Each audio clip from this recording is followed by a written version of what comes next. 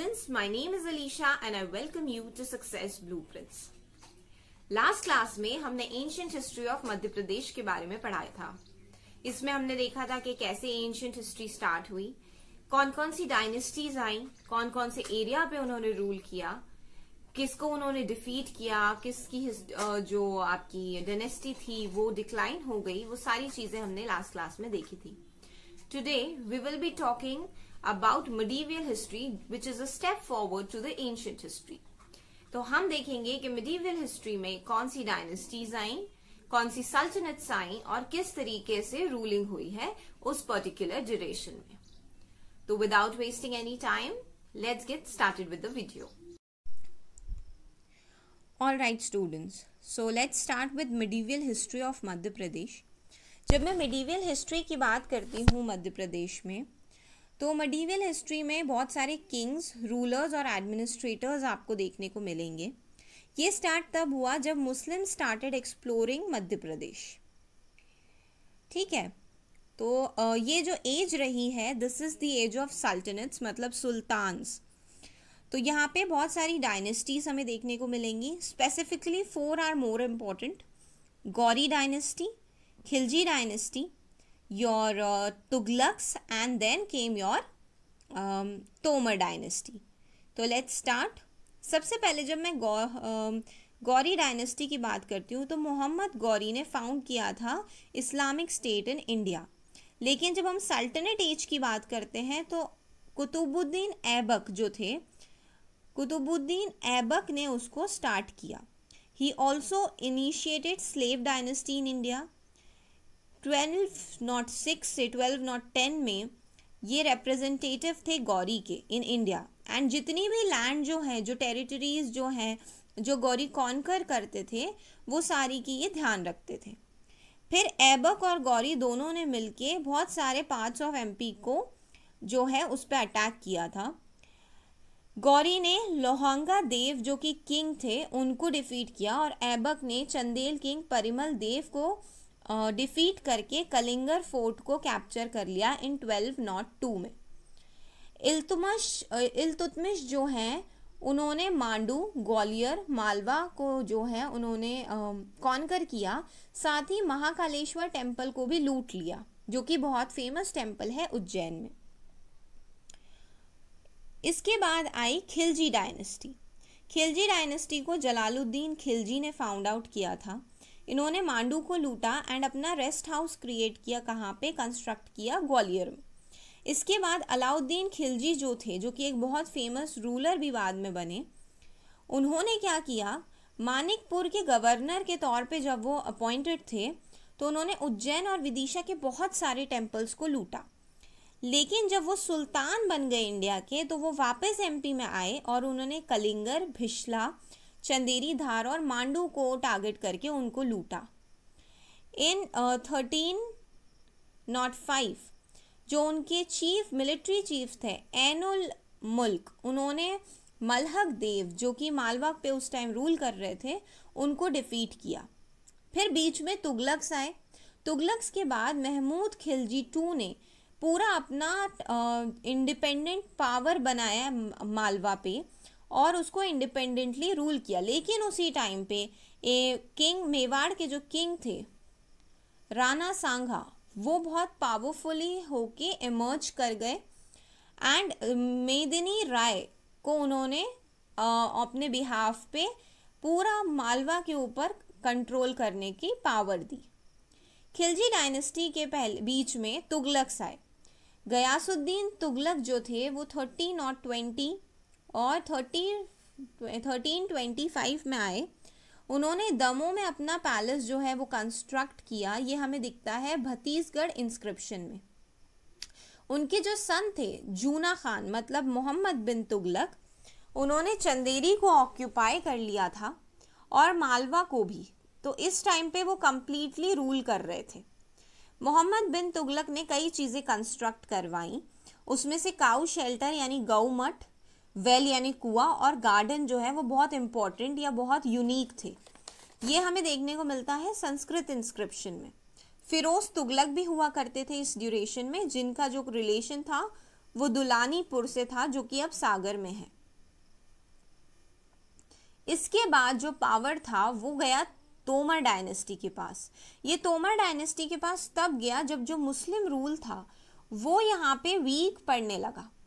तो तोमर किंग्स में जो सबसे फेमस हैं वो है दुर्गेंद्र सिंह, जिन्होंने जैन रिलीजन को बढ़ावा दिया था, और एक थे मान सिंह तोमर, उनको म्यूजिक और आर्ट से बहुत ज़्यादा लगाव था, इंटरेस्ट था। तो उन्होंने अपनी फेमस म्यूजिशियन जो उनके कोर्ट की हुआ करती थी मृगनैनी, उनके लिए गुजारी महल भी कंस्ट्रक्ट कराया था एज हर रेसिडेंस। मान सिंह और उनके सन जो विक्रमादित्य थे, उन्होंने लोधी इन्वेडर्स के अगेंस्ट लड़ाई लड़ी।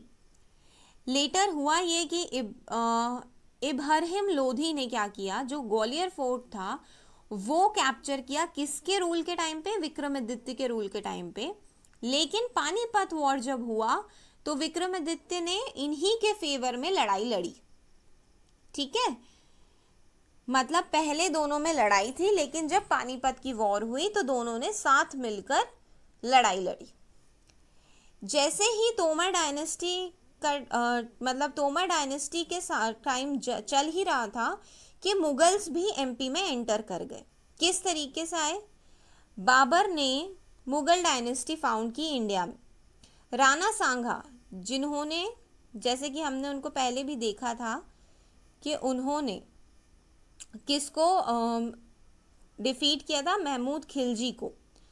ठीक है, एक्चुअली नॉट डिफीट नहीं किया था, लेकिन कहीं ना कहीं उनके इमर्जिंग पावर की वजह से मुस्लिम जो हैं वो कहीं ना कहीं अपना कंट्रोल लूज करने लगे थे।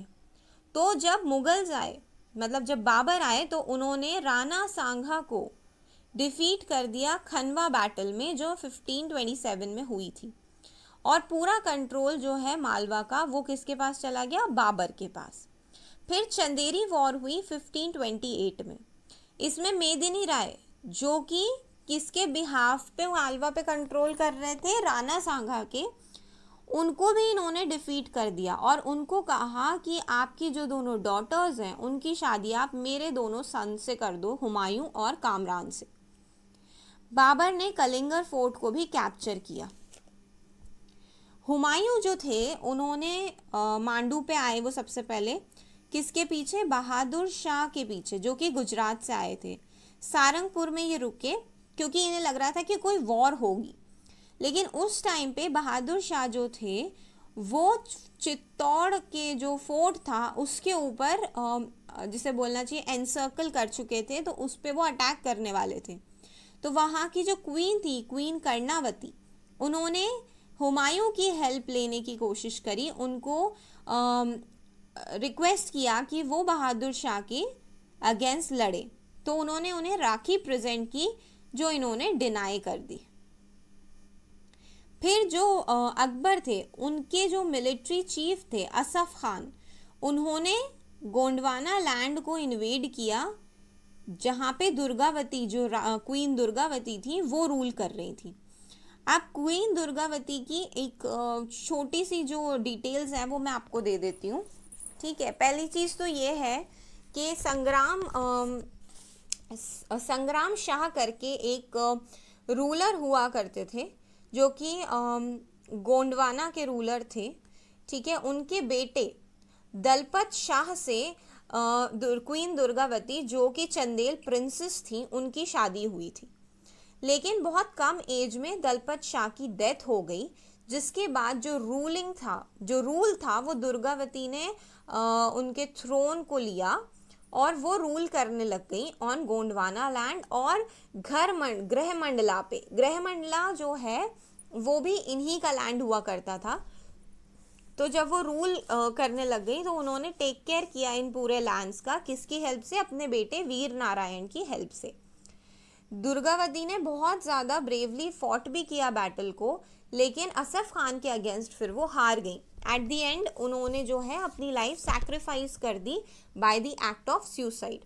बट अकबर ने, जब असफ खान ने उन्हें कॉन्कर करके वो लैंड दिया, तो अकबर ने गौंड रूलर जो चंद्र शाह थे उनको वापस वो हैंड ओवर करके अपनी सुप्रीमेसी लौटा दी। फिर आए शेरशाह सूरी। शेरशाह सूरी 1540 से 45 में आए और उन्होंने एमपी में अटैक किया। उन्होंने कैप्चर किया मालवा, रायसेन और ग्वालियर। जो पूरनमल थे, जो किंग पूरनमल थे, जो रायसेन पे रूल कर रहे थे, उनको इन्होंने मार दिया चीटिंग करके। एंड फिर कलिंगर फोर्ट को कैप्चर किया, लेकिन ये भी बहुत जल्दी एक एक्सप्लोजिव ब्लास्ट में जो है इनकी भी डेथ हो गई। फिर आए अकबर द ग्रेट। ये आए 1555 से 1605 में इन्होंने रूल किया। इन्होंने क्या किया, बाज बहादुर जो कि मालवा के एक रूलर थे, उन पे अटैक किया। अब बाज बहादुर बैटल तो हार गए, तो इनके जो क्वीन थी, क्वीन रूपमती, उन्होंने अपनी लाइफ सैक्रिफाइस कर दी। लेकिन बाज बहादुर जो थे वो बहुत ही इंटरेस्टेड थे म्यूजिक में, तो उनकी वही क्वालिटी को देखते हुए अकबर ने उन्हें रिस्पेक्टफुली अपने नवरत्नों में एक जगह दी। ठीक है, ये स्कॉलर्स है, स्कॉलर्स, तो उसमें इनको एक प्लेस दिया। मतलब ये वन ऑफ द नवरत्न्स थे अकबर के, जिसे बोलना चाहिए पैलेस के। तो यहाँ पे क्या हुआ, यहाँ पे मुगल रूल्स जो है वो भी ख़त्म हुआ, क्योंकि मुगल रूल जो है वो कंसिडरेबली धीरे धीरे वीक पड़ने लगा। तो जब वीक पड़ने लगा तो फिर हुआ ये कि यहाँ पे मराठास का रूल आया, जो कि मॉडर्न हिस्ट्री का एक पार्ट है। तो लेट्स रिवाइज इट क्विकली। सबसे पहले गौरी डायनेस्टी आई। गौरी डायनेस्टी में कौन थे? गौरी डायनेस्टी में मोहम्मद गौरी ने उसको फाइंड आउट किया था। फाइंड आउट करने के बाद उन्होंने रूल किया। मोहम्मद कुतुबुद्दीन ऐबक ने रूल किया। फिर उसके बाद इल्तुतमिश ने कई एरियाज जैसे मांडू, ग्वालियर, मालवा जो हैं उन पे कॉन्कर किया। खिलजी डायनेस्टी को जलालुद्दीन खिलजी ने फाइंड आउट किया, एंड बहुत सारी जगह जो हैं वो जलालुद्दीन खिलजी, अलाउद्दीन खिलजी ने मिलकर लूटी। इसके बाद हुआ ये कि लास्ट में राणा सांगा जो थे वो एक बहुत बड़े रूलर और बहुत पावरफुल रूलर के टाइप में इमर्ज हुए। तुगलक्स भी बीच में आए। तुगलक्स ने आके मालवा और चंदेरी को ऑक्यूपाई किया। कई गौ मठ, वेल, गार्डन ऐसी चीज़ें इन्होंने बनाई। देन तोमर डायनेस्टी आई, जब वीक पड़ने लगी मुस्लिम रूल इस टेरिटरी में, और उन्होंने जो है काफ़ी एरियाज़ पे रूल किया। साथ ही इस बीच में लोधी डायनेस्टी भी हमें देखने को मिली। फिर बाबर आए। बाबर मुगल डायनेस्टी को लेकर आए। राणा सांगा और मेदिनी राय को इन्होंने डिफीट किया।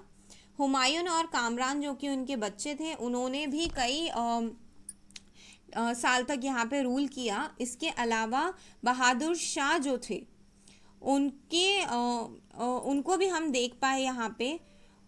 वो चित्तौड़ पे एनसर्कल किया उन्होंने।